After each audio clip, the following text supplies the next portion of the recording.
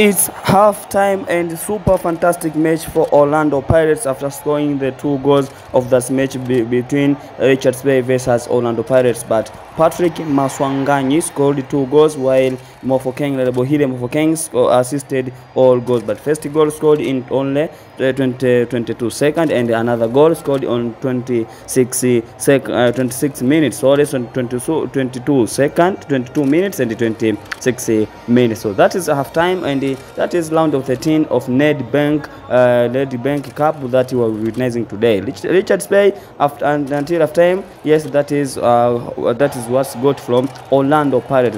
What the Orlando Pirates did in South Africa Premiership League, also did in CAF Champions League, also did in Nedbank Cup. So what do you think that match will be finished?